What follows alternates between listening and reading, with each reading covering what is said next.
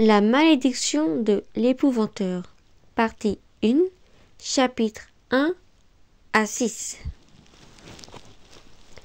Le point le plus élevé du comté est marqué par un mystère. On dit qu'un homme a trouvé la mort à cet endroit, au cours d'une violente tempête, alors qu'il tentait d'entraver une créature maléfique menaçant la terre entière. Vint alors un nouvel âge de glace. Quand il s'acheva, tout avait changé, même la forme des collines et le nom des villes dans les vallées.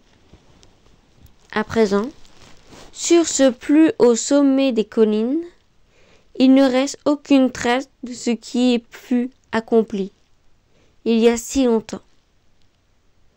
Mais on garde la mémoire, on l'appelle la pierre d'Eward.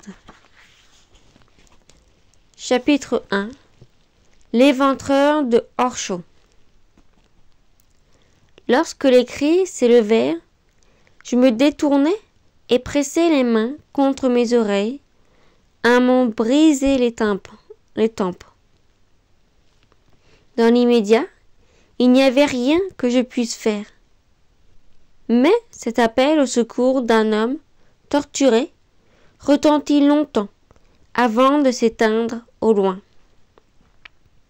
Je restai donc dans l'obscurité de la grange, parcourue de frissons, à écouter la pluie tambouriner sur le toit, en m'efforçant de reprendre courage. C'était une sale nuit, et le pire restait à venir. 10 minutes plus tard, le terrassier et son aide se présentèrent et je me précipitai à la porte pour les accueillir. Je leur arrivai à peine à l'épaule, tant ils étaient grands. « Eh bien, mon garçon, où est monsieur Grégory ?» demanda le patron, une note d'impatience dans la voix. Il leva sa lanterne et promena autour de lui un regard inquisiteur. Ni lui ni son compagnon ne paraissaient du genre à s'en laisser compter. « Il est bien malade, dis-je, tâchant de dominer la nervosité qui me faisait chevrotter.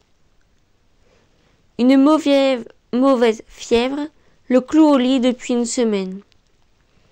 Et il m'a envoyé à sa place. Je suis Tom Ward, son apprenti. » L'homme me jugea d'un regard, levant si haut les sourcils qu'ils disparurent sous les visières de sa casquette dégoulinante. « Eh bien, monsieur Ward, reprit-il, non sans un brin de sarcasme, nous attendons vos instructions. » Je tirai de ma poche le plan dessiné par le maçon. Le terrassier s'en empara, déposa sa lanterne sur le sol de terre battue, puis, après avoir jeté un coup d'œil à son aide, hocha la tête d'un air entendu et s'agenouilla pour étudier le papier à la lumière. Le maçon y avait inscrit les dimensions de la fosse à creuser, ainsi que les mesures de la dalle de pierre qu'il faudrait mettre en place. Au bout d'un moment, le terrassier hocha de nouveau la tête et se remit debout. Un pli soucieux lui barrait le front. La fosse devrait avoir 9 pieds de profondeur. Ce plan en indique seulement 6. Il connaissait son travail. Lorsqu'il s'agit d'un gobelin ordinaire, 6 pieds suffisent. Mais, pour un éventreur, l'espèce la plus dangereuse, la norme est de 9 pieds. Malheureusement, le temps manquait pour creuser aussi profond. « Ça ira, dis-je, mais tout doit être prêt au matin, sinon il sera trop tard. Le prêtre sera mort. » Jusqu'alors, j'avais eu devant moi 2 costauds chaussés de grosses bottes et emplis d'assurance. Ils semblaient soudain nerveux. Je leur avais envoyé un billet leur expliquant la situation et leur donnant rendez-vous à la grange. Je l'avais signé du nom de l'épouvanteur pour être sûr qu'ils se déplacèrent. « Tu sais t'y prendre, petit ?» demanda le patron. « Tu as déjà fait ce boulot ?» Je le fixai dans les yeux en m'efforçant de ne pas scier. Ma foi, j'ai embauché les 2 meilleurs terrassiers du comté. C'est un bon début. J'avais prononcé les mots qu'il fallait et ils eurent un large sourire. Quand la pierre arrive-t-elle ? Avant l'aube. Le maçon la portera lui-même. Le terrassier acquiesça d'un signe. Alors, on vous suit, monsieur Ward. Montrez-nous où il faut creuser. Cette fois, nulle raillerie dans sa voix. Le ton était purement pratique. Il avait hâte de se mettre au travail et d'en avoir fini. C'était ce qu'on voulait tous les 3. Il n'avait pas beaucoup de temps. Je tirai donc mon capuchon sur ma tête et, le bâton de l'épouvanteur dans la main gauche, les entraînai sous le grachin glacial. Une charrette à 2 roues qui les attendait dehors contenait leur matériel recouvert d'une bâche imperméable. Le cheval patientait entre les brancards, ses flancs fumant sous la pluie. Nous campâmes par les champs boueux, puis longea la haie d'épineux, jusqu'à l'endroit où elle s'éclaircissait sous un très vieux chêne à la lisière du cimetière. La fosse ne devait être ni trop loin, ni trop près d'une terre bénie. Les premières tombes n'étaient qu'à 20 pas. « Voilà le meilleur emplacement, » dis-je, en désignant le pied de l'arbre. Attentivement surveillé par l'épouvanteur, je m'étais exercé à creuser des quantités de fosses, en cas d'urgence. J'aurais pu faire le travail moi-même. Mais ces hommes étaient des spécialistes. Ils seraient plus efficaces que moi. Pendant qu'ils retournaient chercher leurs outils, je me frayais un passage à travers la haie où louvoyait entre les tombes jusqu'à la vieille église. Elle était en fort mauvais état. Des tuiles manquaient sur le toit et les murs n'avaient pas vu un pinceau depuis des années. Je poussai une petite porte donnant sur le bas-côté. Elle s'ouvrit avec un grincement de protestation. Le vieux prêtre était étendu sur le dos devant l'autel. Une femme le veillait, en pleurant agenouillée près de sa tête. L'église était inondée de lumière. La femme avait dû dévaliser la réserve de cierges de la sacristie et en avait allumé au moins une centaine, qu'elle avait fixées sur les bancs, le sol, le rebord des fenêtres et surtout sur l'autel. Comme je refermai la porte, un courant d'air fit vaciller les flammes. La femme se redressa, tournant vers moi un visage ravagé de larmes, et sa voix résonna sous les voûtes pleines d'angoisse. « Il est en train de mourir. Pourquoi as-tu été si long à venir ?» Il m'avait fallu 2 jours pour arriver là, hors chaud. Étant à plus de 10 lieues de Shibenden, et je n'avais pu me mettre en route sitôt le message reçu. Mon maître, trop malade pour quitter le lit, s'était d'abord opposé à mon départ. D'ordinaire, l'épouvanteur n'envoyait jamais ses apprentis travailler seuls tant qu'ils n'avaient pas suivi au moins 1 année de formation. Je venais d'avoir 13 ans et n'étais en apprentissage que depuis 6 mois. Cette affaire difficile avait de quoi effrayer, car on y affronterait ce que nous appelions l'obscur. J'avais appris à me mesurer aux sorciers, spectres et autres créatures de la nuit. Mais étais-je prêt à ça?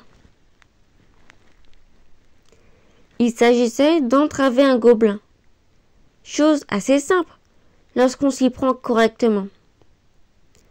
J'avais vu à 2 reprises l'épouvanteur à l'œuvre. Chaque fois, il avait embauché des gens de métier pour l'aider, et tout s'était passé en douceur. Ici, la situation était quelque peu différente. Il y avait des complications. Ce prêtre, figurez-vous, était le père Grégory, le propre frère de l'épouvanteur.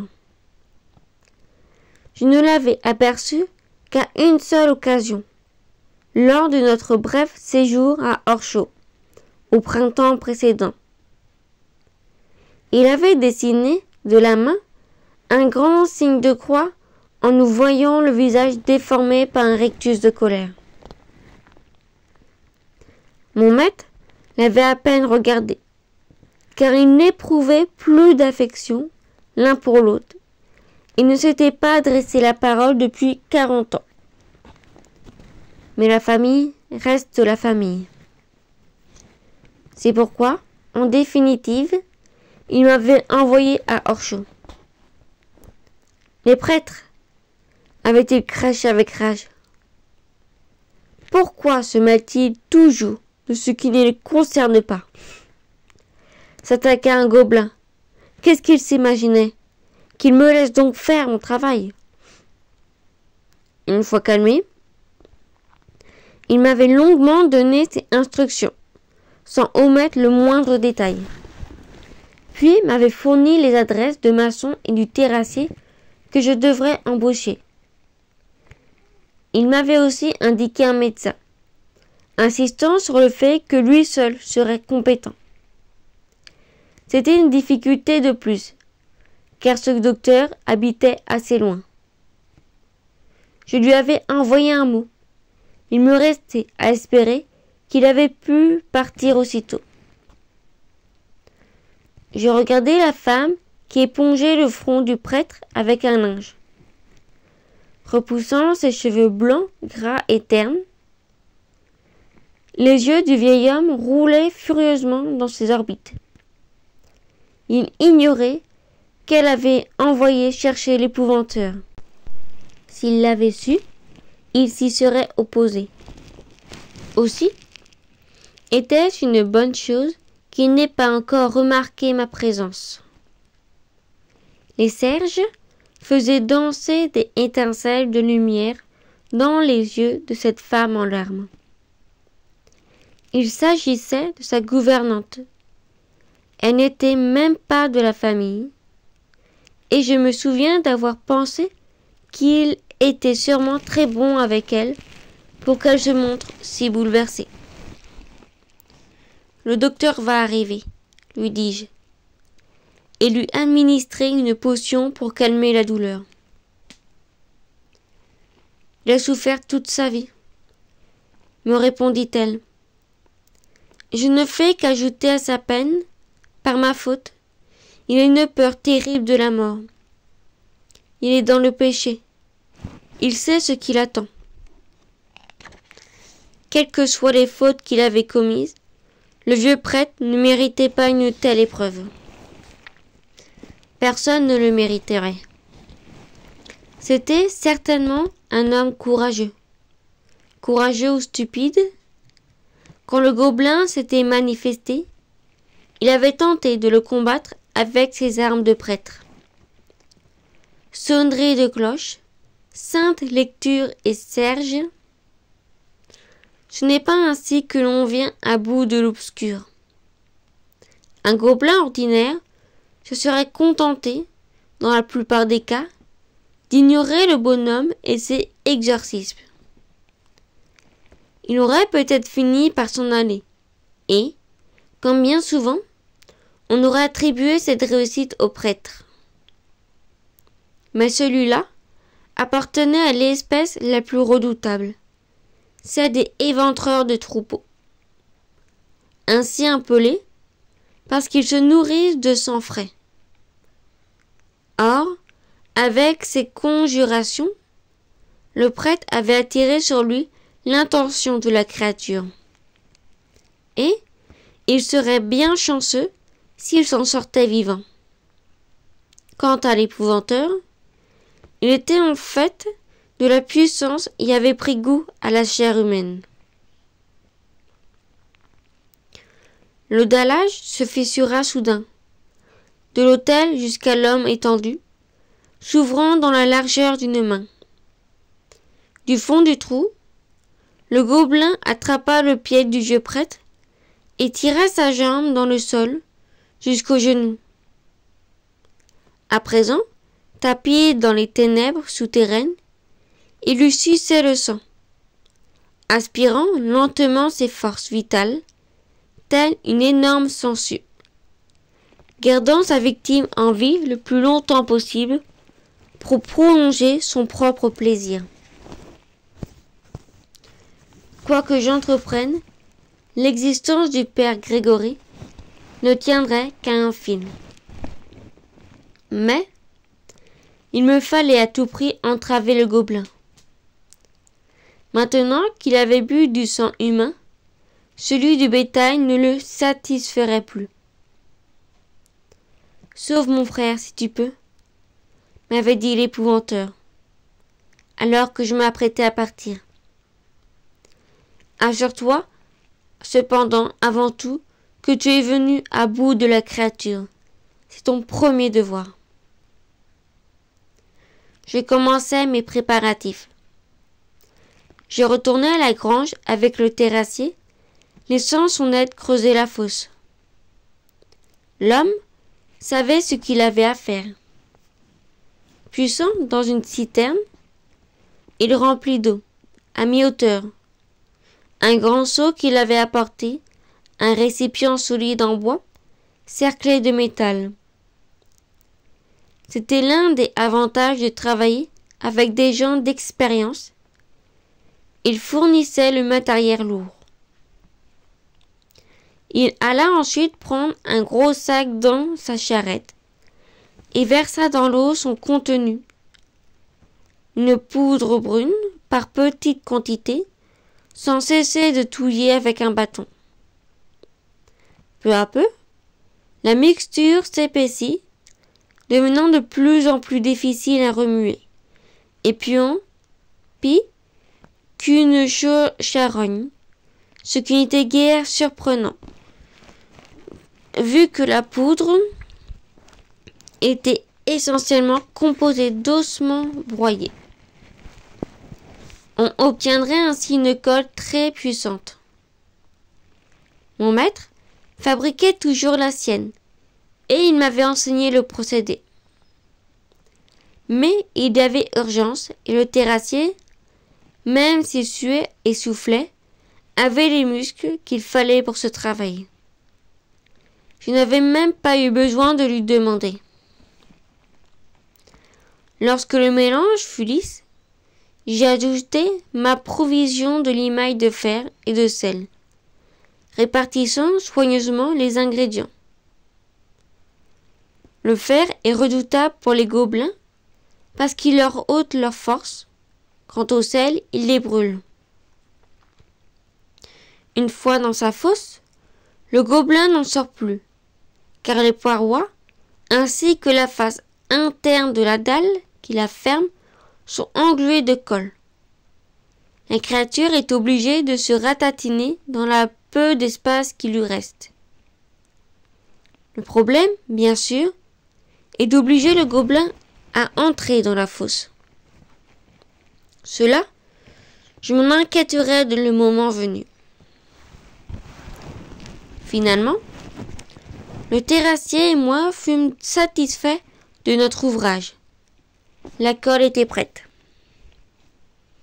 En attendant que la fosse soit terminée, je guettais l'arrivée du médecin devant l'église, au bout de la rue pavée et tortueuse venant du centre de Horsham. Il avait cessé de pleuvoir. L'air semblait immobile. Nous étions à la fin de septembre et le temps n'allait pas en s'améliorant. Bientôt, les orages remplaceraient la pluie. Le roulement assourdi du tonnerre avait le don de me rendre nerveux. Au bout d'une vingtaine de minutes, j'entendis au loin un claquement de sabots. Galopant comme s'il avait tous les chiens de l'enfer à ses trousses, le docteur surgit en tournant de la route, son manteau voltigeant derrière lui. J'avais à la main le bâton de l'épouvanteur. Si n'eus-je pas besoin de me présenter. Après sa course folle, le brave homme était hors d'haleine. Je le saluai d'un signe de tête. Laissant sa monture écumante brouter l'herbe de talus, il me suivit jusqu'à la petite porte. Je le maintins ouverte et m'efforçai pour qu'il entre. Mon père m'a appris à traiter les gens avec respect. Ainsi, ils vous respectent en retour. Je ne connaissais pas ce médecin, mais l'épouvanteur ayant insisté pour que je l'appelle, je supposais qu'il ferait du bon travail. Il s'appelait Sherdley. Sa grande sacoche de cuir paraissait aussi lourde que celle de mon maître, que j'avais emportée avec moi et mise dans la grange. Sherdley posa son sac à 6 pieds de son patient et, sans s'occuper de la femme, toujours secouée de sanglots, il commença à l'examiner. Je me plaçai derrière lui, un peu sur le côté, de façon à voir le mieux possible. Avec précaution, il souleva la soutane noire du prêtre pour découvrir ses jambes. La droite était maigre, blanche et presque dépourvue de poils. Mais la gauche, celle dont le gobelin s'était emparé, était rouge et enflée, boursouflée de grosses veines violettes qui se teintaient de noir là où le membre disparaissait dans la fente du sol. Le médecin secoua la tête et relâcha très lentement son souffle. Puis, il s'adressa à la femme, à voix si basse que j'eus du mal à entendre. Il va falloir la couper, c'est sa seule chance. À ces mots, les pleurs de la malheureuse reprirent de plus belle. Le praticien me regarda et me fit signe de l'accompagner. Quand nous fûmes dehors, il s'adossa au mur et soupira. « Dans combien de temps seriez-vous prêt ?»« Nous, dans moins d'1 heure, docteur. Le reste dépend du maçon. C'est lui qui fournira la pierre. Si on attend davantage, il est perdu. Pour dire la vérité, il n'a guère de chance de s'en tirer. Je ne peux même pas lui administrer un anesthésion, car son corps ne supporterait pas 2 doses de suite. Or, il lui en faudra une au moment de l'amputation. De toute façon, le choc risque de le tuer. S'il tient le coup, il devra être transporté tout de suite auprès après, ce qui n'arrangera pas son état. Je haussai les épaules. Je ne voulais même pas y penser. Tu as l'habitude de ce travail ? Me demanda le docteur en me dévisageant avec attention. Monsieur Grégory m'a tout expliqué, dis-je en tâchant de prendre un ton assuré. En vérité, il ne me l'avait pas expliqué une fois, mais des dizaines. Et, à chaque fois, il avait exigé que je répète le processus encore et encore, jusqu'à ce qu'il se déclare satisfait. Nous avons eu un cas semblable il y a 15 ans. reprit le médecin.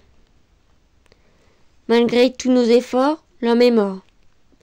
C'était pourtant un jeune fermier, bâti comme un colosse. Croisons les doigts. Les vieux sont parfois plus résistants qu'on imagine. Il y a eu un long silence que je finis par briser en signalant un détail qui me tourmentait. Docteur, vous savez que j'aurais besoin d'un peu de son sang. On n'apprend pas à un grand-père à gober des œufs, grommela-t-il. Avec un sourire fatigué, il désigna la rue pavée qui menait à Orchaud. Tiens, voilà le maçon. Va faire ton boulot et laisse-moi m'occuper du mien. Je perçus en effet le roulement d'une charrette qui approchait. Je retraverserai donc le cimetière pour voir où en était le terrassier. La fosse était prête et ils avaient déjà assemblé les plateformes de bois sous les chênes. L'aide grimpée dans l'arbre fixait le système de lavage à une branche solide. C'était un appareil en fer de la taille d'une tête suspendue à des chaînes et muni d'un gros crochet. Il devrait supporter le poids de la pierre et permettre de la positionner avec le plus extrême position. Le maçon est arrivé, leur annonçai-je. Les deux hommes me suivirent aussitôt jusqu'à l'église. Un autre cheval attendit, au bord de la route, attelé à une charrette, à laquelle était couchée la pierre.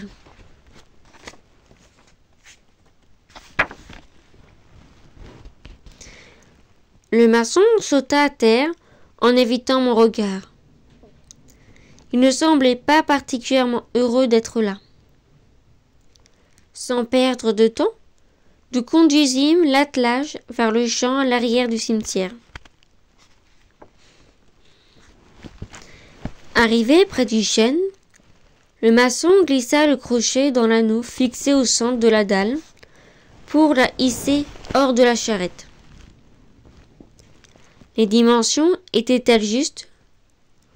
On le saurait bientôt. En tout cas, le maçon avait placé correctement l'anneau, car la dalle pendait au bout de la chaîne avec un équilibre parfait.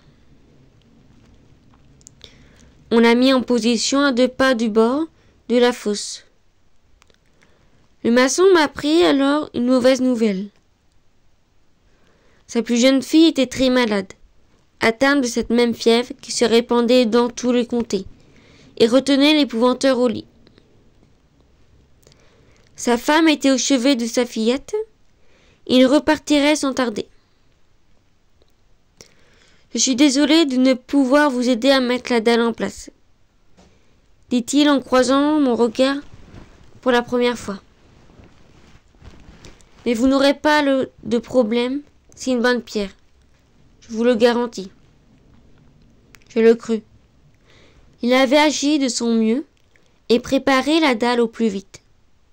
Aussi le payai-je et le renvoyai-je avec les remerciements de l'épouvanteur, les miens, et mes vœux de meilleure santé pour sa fille.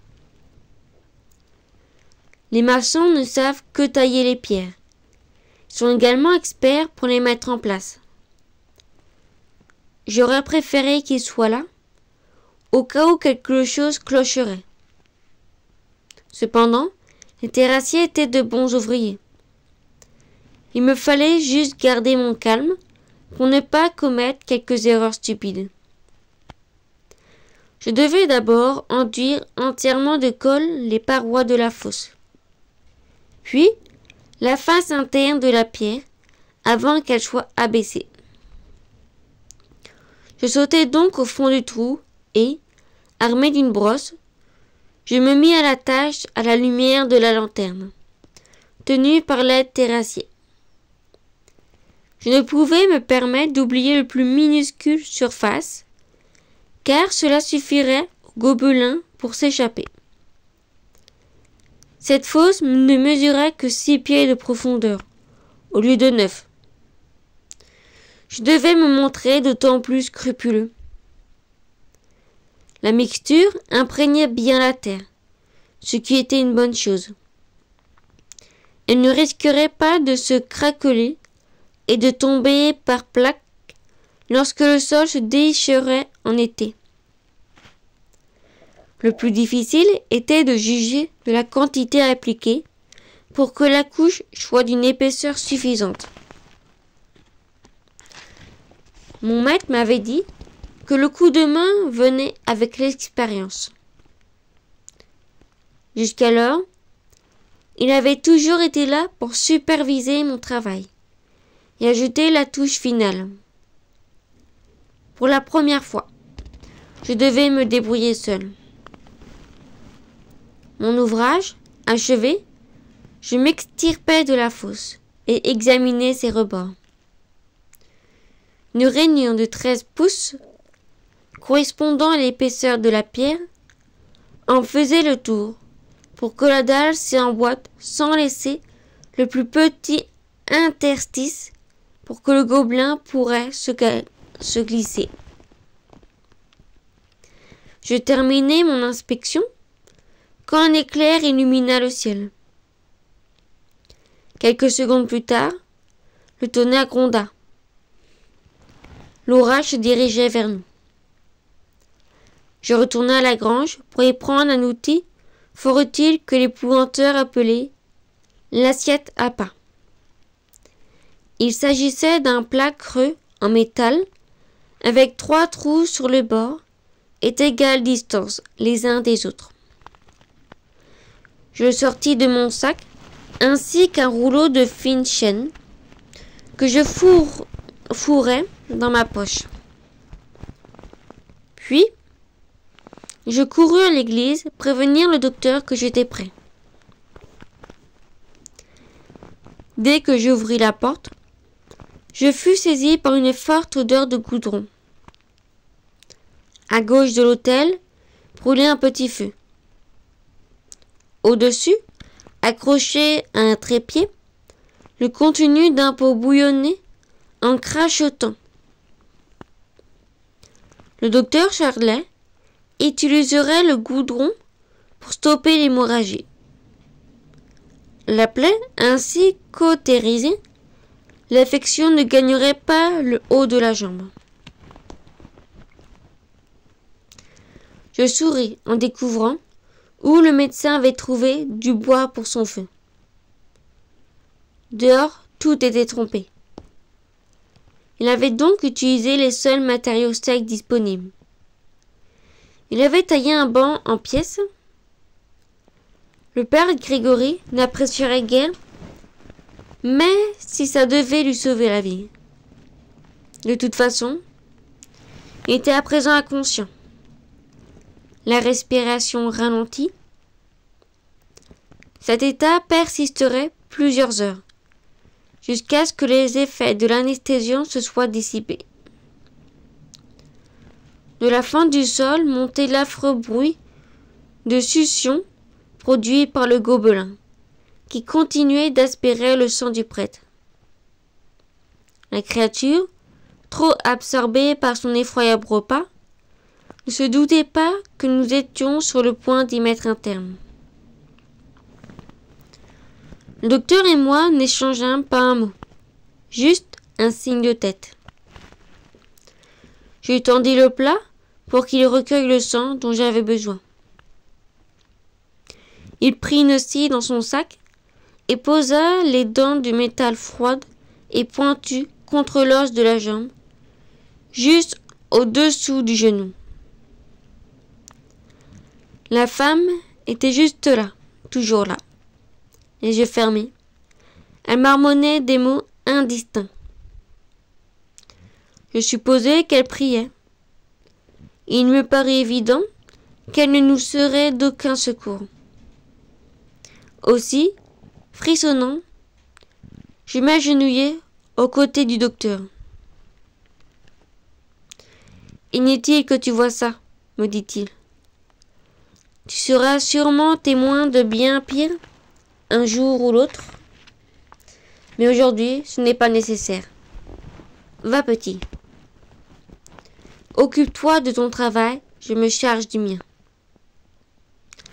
Envoie-moi seulement les 2 autres pour qu'ils m'aident à transporter cet homme sur la charrette quand j'en aurai terminé. » Moi qui serrais déjà les dents pour me préparer au spectacle, je ne me le fis pas répéter. Je retournai vers la fosse, soulagé. Avant que j'y sois parvenu, un cri aigu s'éleva, suivi de pleurs déchirants. Ce n'était pas le prêtre qui hurlait, et était sans connaissance. C'était la femme. Les terrassiers avaient remonté la dalle, après s'être assuré qu'elle fermait hermétiquement la fosse et en ôtait la boue. Je l'ai envoyé à l'église pour qu'il prête main forte au médecin. Puis je plongeai la brosse dans le reste de colle et enduisis méticuleusement le dessous de la pierre. À peine avais-je eu le temps d'apprécier mon ouvrage que la terrassier revenait avec le plat rempli de sang, prenant grand soin de ne pas en renverser une goutte. L'assiette aux pâtes était une pièce capitale du dispositif. L'épouvanteur en possédait une collection à Shibenton, et toutes avaient été conçues selon ses indications. Je tirai les chaînes de ma poche, et on avait une longue, munie d'un anneau, d'où partaient 3 autres, plus courtes, chacune garnie de son extrémité d'un crochet de métal. Je glissai les 3 crochets dans les trous percés sur le rebord du plat. Lorsque je soulevai la chaîne principale, l'assiette à pas se trouva suspendue à l'horizontale.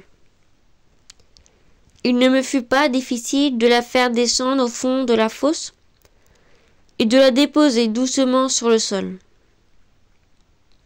En revanche, libérer les 3 crochets exigeait une réelle habileté. Il fallait relâcher les chaînes de sorte que les crochets tombent d'eux-mêmes sans remuer le plat, pour ne pas perdre de sang. J'avais passé des heures à m'entraîner et, malgré ma nervosité, je réussis à déloger les crochets du premier coup. Je n'avais plus qu'à attendre. Comme je le disais, les éventreurs sont les plus dangereux des gobelins, parce qu'ils se rabaissaient de sang. Ils sont vifs et très rusés, sauf quand ils sont occupés à se nourrir. Leur esprit s'engourdit alors, ils mettent un certain temps à réagir. Le mollet du prêtre était toujours coincé dans la fissure du carrelage de l'église, et le gobelin continuait d'absorber le sang, lentement, pour faire durer son plaisir. C'est le comportement habituel d'un éventreur. Il ne pense à rien d'autre qu'à aspirer. Puis il s'aperçoit que le chaud liquide se tarit. Il en veut encore. Mais tous les sangs n'ont pas la même saveur.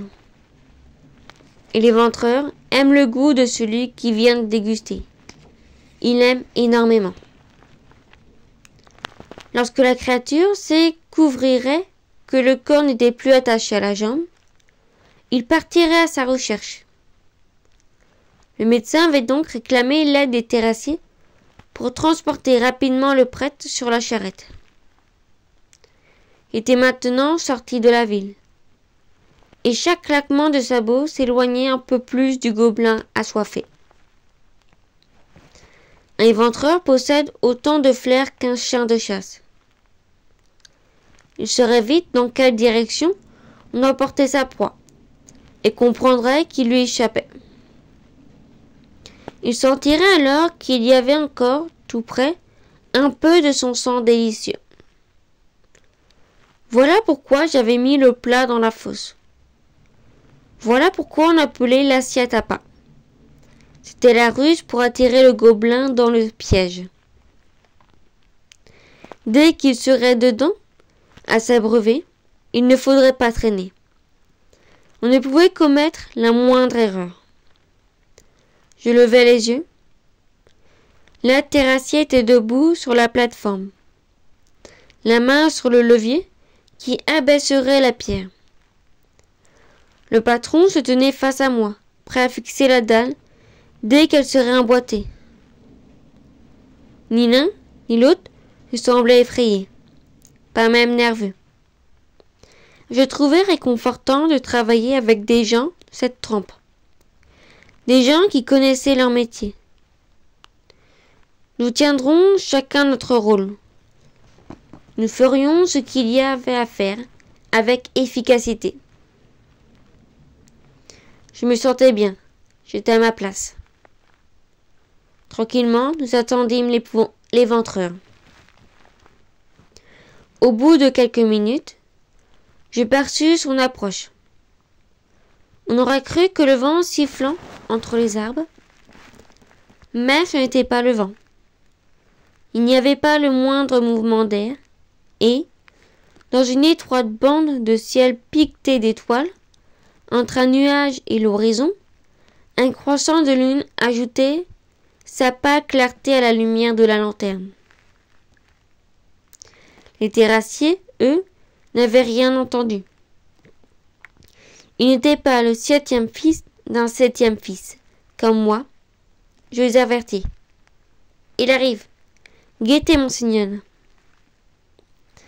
Le bruit était devenu strident, presque un cri, accompagné d'un autre son, une sorte de grognement sourd. La créature traversait le cimetière. Elle avançait à vive allure, fonçant droit vers le plat rempli de sang, au fond de la fosse. Contrairement au gobelin ordinaire, un éventreur est plus qu'un simple ectoplasme, surtout quand il est repu. Pourtant, la plupart des gens ne le voient pas. En revanche, ils le sentent fort bien. Si par malheur, ils s'attaquent à leur chair. Moi-même, je n'y distinguais pas grand-chose. Sinon une forme vague teintée de rouge. Puis un souffle me frôla le visage, et l'éventreur sauta dans la fosse. Je lâchai. Maintenant! Le terrassier fit signe à son aide, qui resserra sa prise sur la chaîne du levier. À cet instant, un bruit monta de la fosse, et cette fois, nous l'entendîmes tous les trois. Jetant un bref regard à mes compagnons, je vis leurs yeux écarquillés, leur bouche ouverte. L'éventreur lapait le sang du plat. C'étaient les claquements d'une langue monstrueuse, mêlés au reniflement féroce d'un gros carnivore. Dans 1 minute, il aurait fini. Il flairerait alors un autre sang, le nôtre. L'aide relâcha la chaîne, et la dalle descendit à une vitesse régulière. Je la guettais d'un côté, le terrassier de l'autre. Si la fosse avait été creusée avec précision, si la pierre était exactement aux dimensions prévues, il n'y aurait pas de problème. C'est ce que je me répétais. Mais je ne cessais de penser au pauvre Billy Bradley, le dernier apprenti de l'épouvanteur, qui avait tenté de piéger ainsi un épouvanteur, un éventreur. La pierre avait dérapé, coinçant la main du garçon. Avant qu'on ait pu la relever, le gobelin avait mangé ses doigts et aspiré son sang. Il était mort peu après. Malgré tous mes efforts, je n'arrivais pas à m'ôter cette histoire de la tête. L'essentiel était de fermer hermétiquement la fosse avec la dalle, sans laisser ses doigts dessous bien sûr. Le terrassier contrôlait les mouvements. À son signal, la chaîne s'arrêta, laissant la pierre en suspension à moins d'1 pouce au-dessus du trou. Il se tourna vers moi, le visage grave et leva un sourcil. Je donnai encore une poussée imperceptible, de sorte que la dalle me paraisse en parfaite position. Je vérifiai une dernière fois, puis acquiesçai d'un hochement de tête. Un tour de chaîne, et la pierre s'incrusta dans la rainure, en fermant le gobelin. Un hurlement de rage se leva de la fosse. Mais ça n'avait plus d'importance, parce que la créature était emprisonnée. Désormais, elle ne nous effrayait plus. Du bon boulot, s'exclama l'aide terrassier, en sautant de la plateforme, un sourire jusqu'aux oreilles. Ça s'ajustait au poil. À croire que c'était fait exprès, fit le terrassier, pince sans rire. Je me sentais infiniment soulagé, content que tout soit achevé. Un coup de tonnerre éclata soudain, tandis qu'un éclair déchirait le ciel, illuminant la pierre. Je découvris alors l'inscription que le maçon y avait gravée, ce qui me remplit de fierté. B. Ward. La grande lettre grecque bêta, barrée d'une ligne diagonale, signifiait qu'un gobelin était enfermé là. À droite, le 1 en chiffres romains prévenait qu'il s'agissait d'une créature dangereuse de première catégorie. Il existait 10 catégories et les gobelins classés de 1 à 4 étaient des tueurs. En dessous était écrit mon nom, Ward, attestant que j'avais accompli ce travail. Je venais d'entraver mon premier gobelin, un éventreur. Voici la fin du premier chapitre, l'éventreur de Horsham, du livre La malédiction de l'épouvanteur de Joseph de Lanaye.